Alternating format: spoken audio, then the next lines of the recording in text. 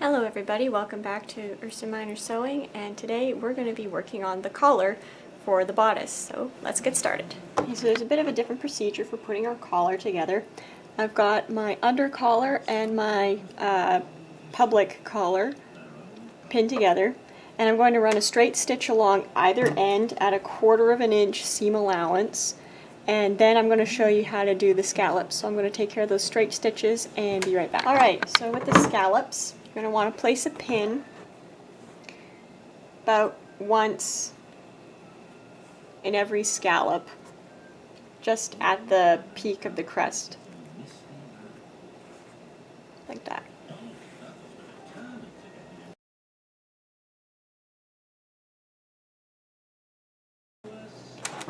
Okay, so to sew the scallops, you need to sew exactly on the lines that you traced off. And you want to take it slow because you kind of have to count your stitches a bit on this. So you're going to sew a little bit.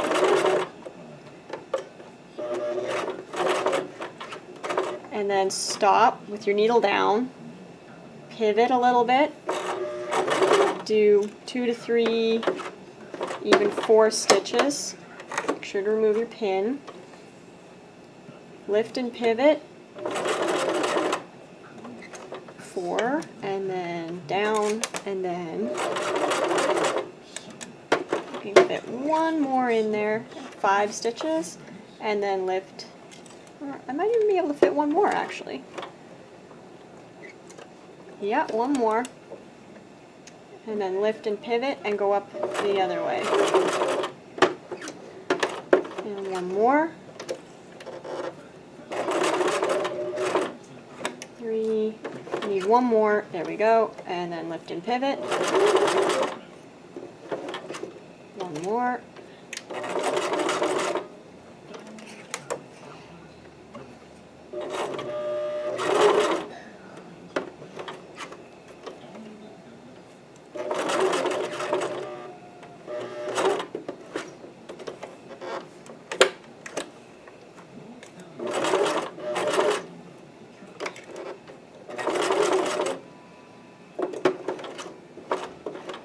And that's really all there is to it. It just takes patience and slowness.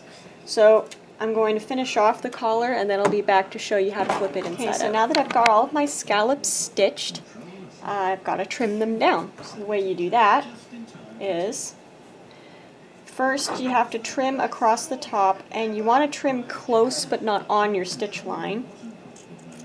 Just trim straight across like so.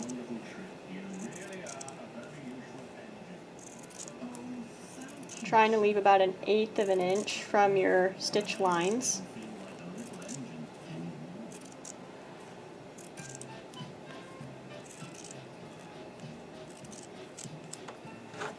Just get rid of that. And then you're going to trim up along the sides. You want to clip in toward your valleys, but don't clip your thread. Just like that. Just go along and clip into all the valleys.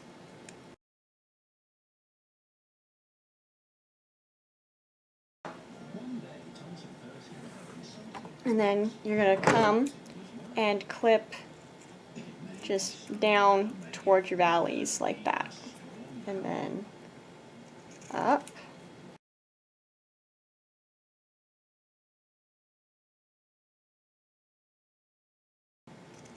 Okay.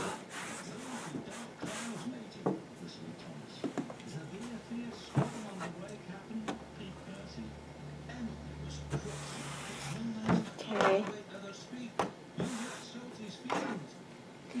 Now you're just going to turn it right side out. And just, you want to be gentle about this, just in case you may have accidentally clipped one of your thread lines. And just flip it like so, and then give the seam line a little massage between your fingers to make it pop up a bit.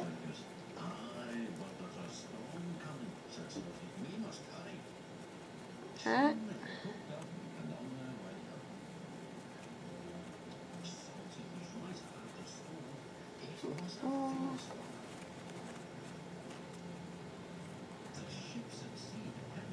So long as you're patient with this, it will come out beautifully. Slow is smooth, smooth is fast. So if you go slow, you're less likely to make mistakes. Oh, see, I found a spot there where I clipped my thread, so I can just bring the machine back and give that a little tack.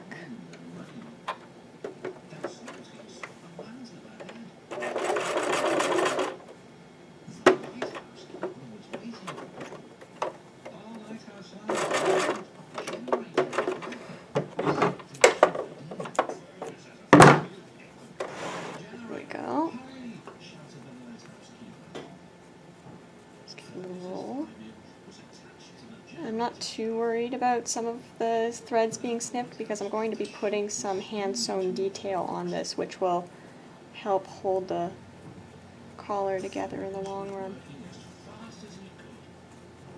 Okay. There we go. And just go to all of your little valleys and just give them a little wiggle like this, and that'll make them all lay. It'll stretch the fibers and make the valleys lay a bit nicer. Give them a nice little point. Whoops. This one, on the other hand, seems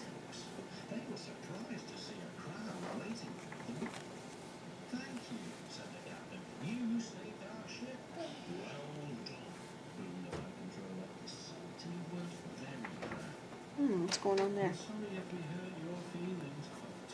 I'm just going to give this one little thread here a little clip to see if that changes anything.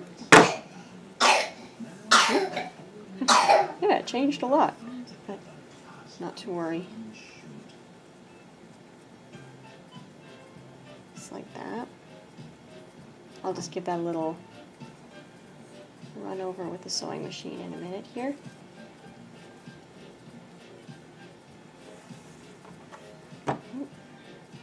That doesn't look too nice.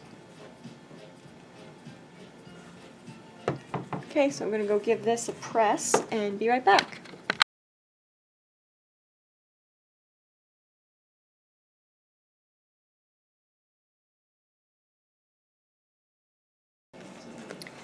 So here's the collar, on and ready for detailing when I finally get around to that.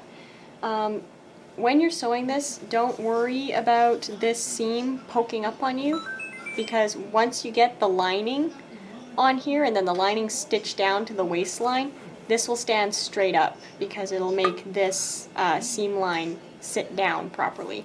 And you want to press it down as best you can, down the body, not up. And there you have it. Well, that's how you get the collar sewn onto the bodice. Thanks for joining me for this for this part, and in the next part we're going to be working on the sleeves. So till next time, guys, happy sewing.